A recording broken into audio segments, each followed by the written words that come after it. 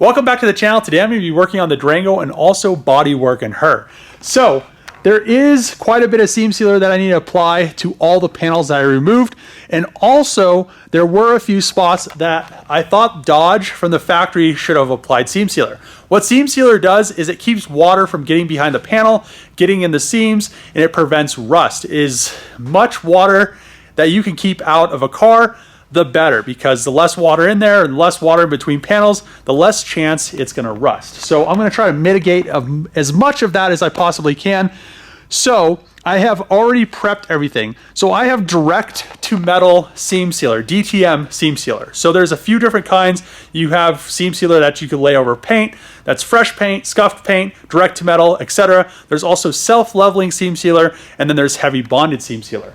So in the gutters, I'm going to use the self-leveling. Why I like self-leveling is because it's pretty much flat up there and it'll get in all the nooks and crannies and seal that up really nice.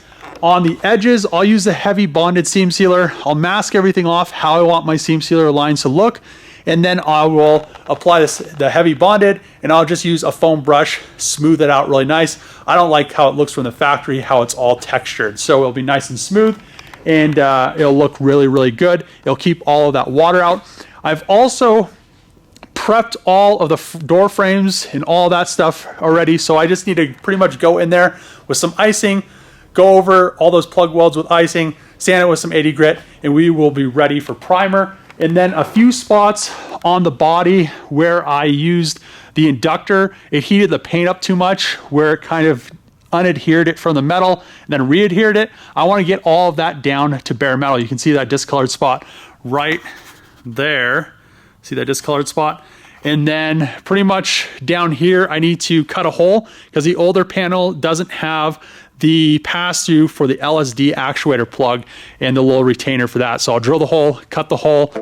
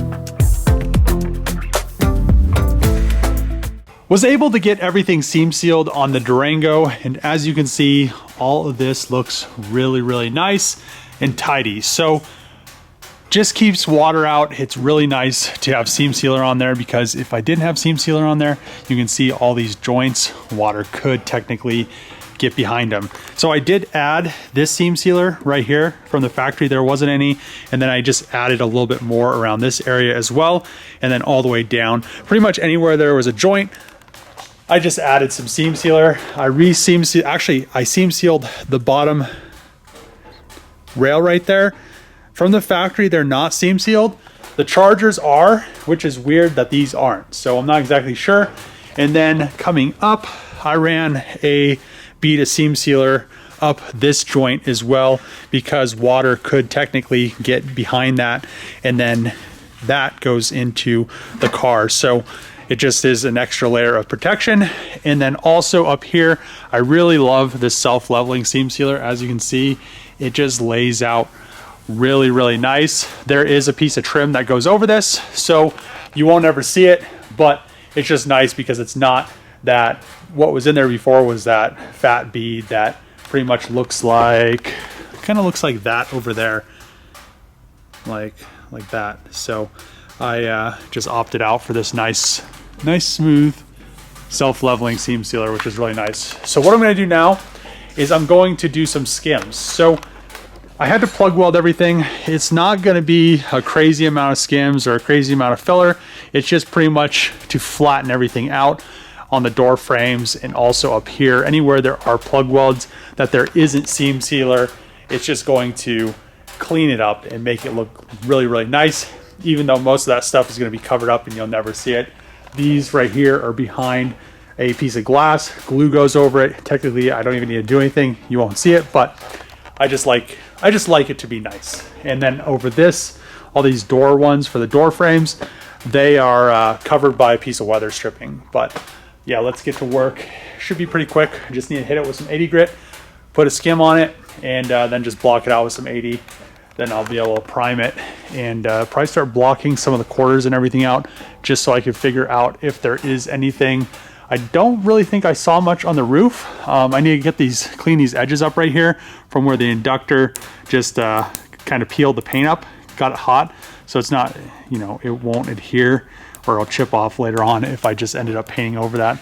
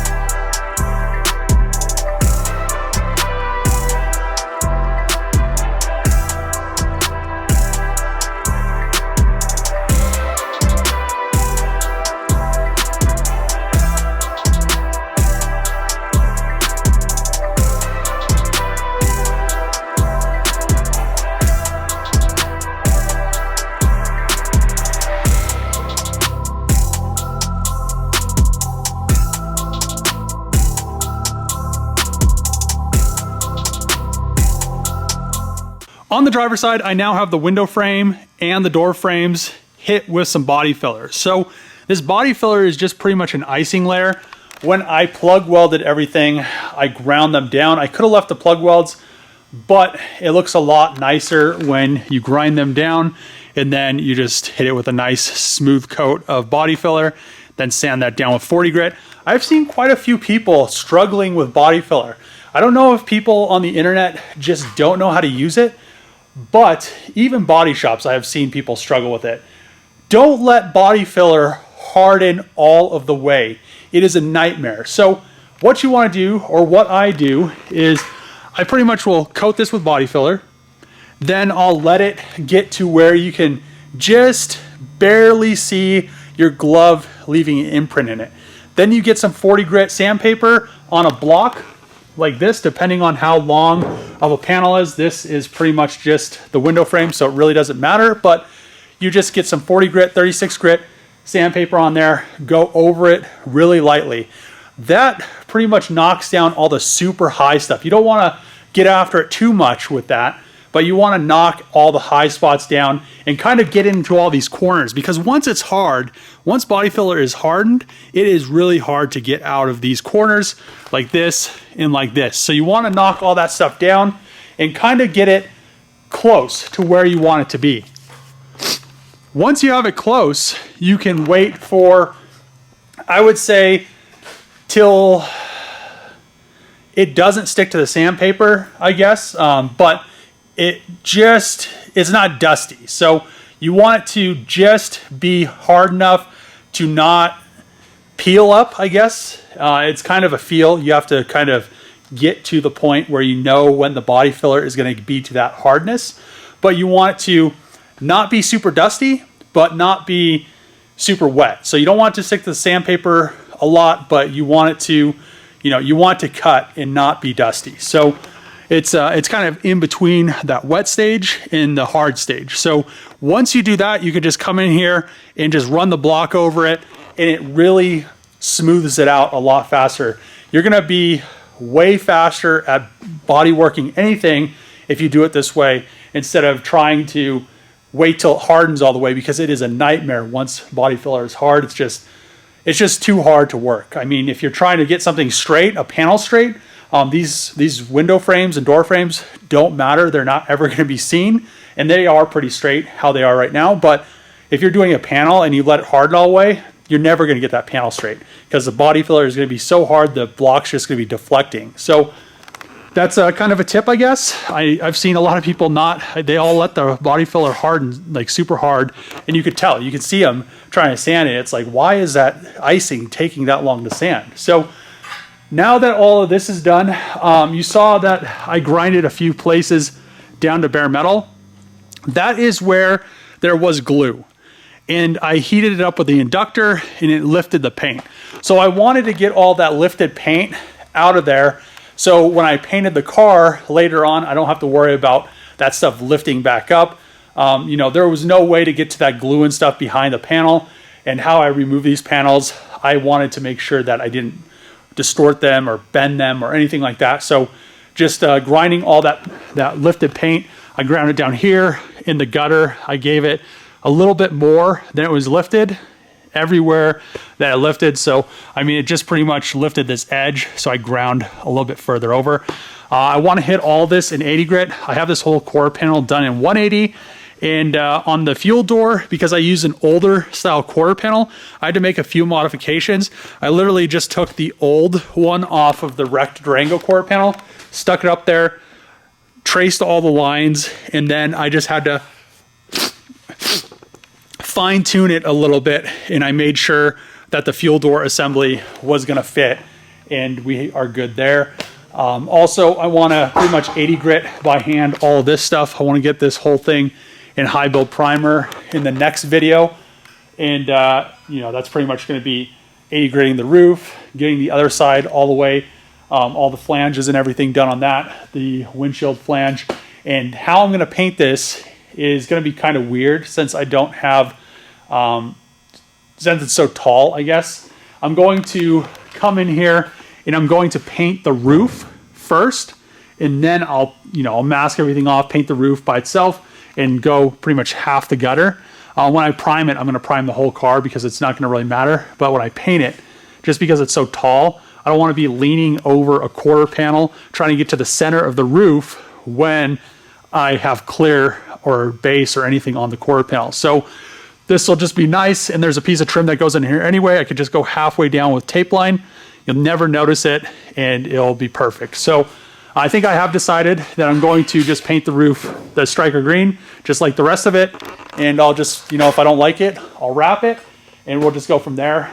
But one thing I'm going to do before I end this video is, if you guys remember, some people were commenting that I didn't put anything on these beams. It's because the foam that I got, the tube of it, was bad. So I have another tube, and the good thing is I can get to all these rails with the roof skin welded on. And I'm going to just come in here, run the foam along it, and you can hear how tingy the roof is right now. We'll put the foam on there, and let's see the difference. It's going to be so much quieter. But yeah, let's do that really quick. I'm able to get flexible foam in here, but I actually ran out, so I'll have to get some more tomorrow. But as you can see, flexible foam up there, it's kind of hard to see, but you can hear the difference. Flexible foam.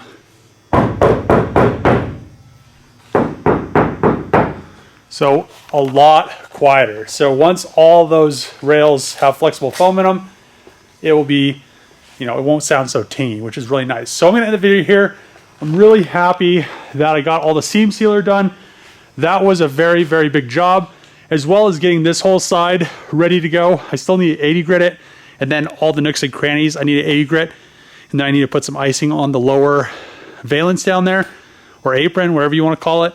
But yeah, she is so close to high build primer. Once it's in high build primer, it should be a lot more, a lot easier, because I won't be grinding stuff down. I won't be, putting a bunch of body filler on. High build primer, we'll do 80 grit, high build it one more time, and then we'll do 180 or 320.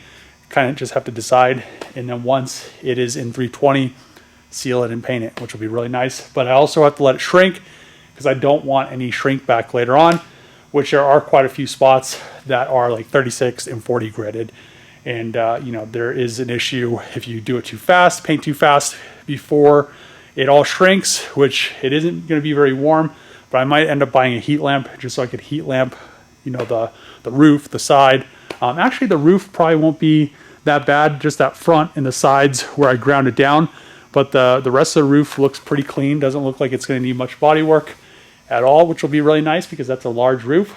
But yeah, really happy with the Durango. Can't wait to see it in the green. If you like these videos, make sure to click the subscribe button, thumbs up, throw a comment below. As always, see you guys next time.